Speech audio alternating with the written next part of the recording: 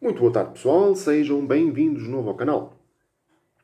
Hoje eu vou falar sobre The Big Daddy, Riddick Bowe.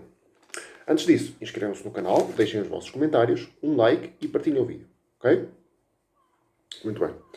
Eu vou falar então sobre Riddick Bowe, mais um campeão mundial, um antigo campeão mundial de pesos pesados. E Riddick Bowe tinha então a alcunha de Big Daddy, dado a sua grande envergadura, e ficou desta forma conhecido, assim como outros boxeadores ficaram com alcunhas, como por exemplo Lennox Lewis, The Lion, como Muhammad Ali, The Greatest, Iron Mike Tyson, The Real Deal, Evander Holyfield, e entre muitos outros. Todos normalmente ficam com alcunhas. Neste caso, então, Big Daddy, Riddick Bowe. Bem, Riddick Bowe, como normalmente todos os boxeadores que chegam profissionais começam, portanto começou pelo boxe amador, e atingiu o pico então nos Jogos Olímpicos de Seul, em 1988, onde ganhou a medalha de prata. Na final, perdeu contra Lennox Lewis, da Lion. E então, em 1989, portanto um ano depois, como é costume, começou a sua carreira como boxeador profissional. Uma carreira repleta de êxitos e com estatísticas incríveis. Posso referir que portanto, a sua carreira começou em 1989, começou com várias vitórias, e em 1992, completamente invicto, sagra-se campeão mundial de pesos pesados contra Evander Holyfield, da Real Deal. Foi uma vitória por decisão unânime, uma vitória por pontos, decisão unânime, contra Evander Holyfield, e Riddick Bowe conquistou o campeonato mundial de pesos pesados da WBA, WBC e IBF. Ou seja, estamos a falar aqui da Associação Mundial de Boxe, do Conselho Mundial de Boxe e da Federação Internacional de Boxe. Ou seja, sagrou-se um campeão unificado, portanto, das três principais federações mundiais de boxe, em 1992, mas pouco tempo depois, cometeu uma ação que não é muito comum, o cinturão de uma das federações, Riddick Bowe deitou simplesmente no caixote de lixo. Isto porquê? É uma história curiosa, porque, ora bem, o próximo desafiante pelo título mundial seria Lennox Lewis, e a verdade é que Riddick Bowe não queria combater contra Lennox Lewis, e teve essa atitude, ou seja, isto foi público na altura, e naturalmente que a proprietária, portanto a federação proprietária do cinturão, naturalmente que tirou o título de campeão a Riddick Bowe. Não me recordo se seria da Federação Internacional de Boxe ou do Conselho Mundial de Boxe, não me recordo. Era uma das federações que retirou, acabou por retirar, porque foi uma atitude pública e uma atitude de facto de falta de respeito pelo título, não é? Pelo cinturão e pela associação em si, não é? Que é proprietária do cinturão, naturalmente. Teve essa atitude, deitou no caixote de lixo, e naturalmente que naquela altura essa federação deu o título a Lennox Lewis. Ou seja, Lennox Lewis tornou-se na altura pela primeira vez campeão mundial de pesos pesados de uma forma singular. Não é comum isso acontecer, não é algo habitual, e a verdade é que Riddick Bowe foi retirado o título de campeão mundial de pesos pesados com toda a justiça, visto a sua atitude que, ora bem, ele tinha perdido, é verdade, a medalha de ouro, a final olímpica de 1988, na categoria de super pesados, portanto, contra o mesmo Lennox Lewis. Mas claro, isso nunca seria razão, motivo para ter a atitude que teve. Foi uma atitude, de facto, uma má atitude. Riddick Bowe, que com certeza mais tarde ele se veio a arrepender. Mas, portanto, isto, claro que ele continuou como campeão das outras federações. Perdeu de uma federação, mas ficou ainda como campeão mundial das outras. E em 1993, novo combate contra Evander Holyfield, da Real Deal. Isto em 1993. E desta vez perde, portanto, Riddick Bowe perde contra Evander Holyfield, também por decisão. E, desta forma, acaba então o seu reinado de campeão mundial de pesos pesados, que durou cerca de um ano.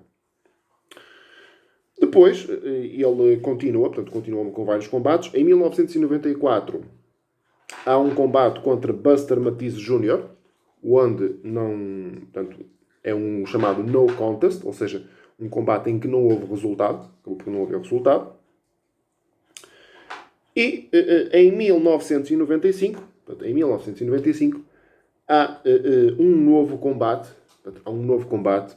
contra Evander Holyfield. Ou seja, há aqui uma trilogia de combates entre Riddick Bowe e Evander Holyfield. Na altura, estavam empatados, uma vitória para cada um, mas em 1995, Riddick Bowe vence por knockout técnico, TKO. E desta forma, acaba a trilogia em vantagem, 2-1, contra Evander Holyfield. No mesmo ano, em 1995, Riddick Bowe sagra-se bicampeão mundial de pesos pesados. Desta vez pela Organização Mundial de Boxe, a WBO.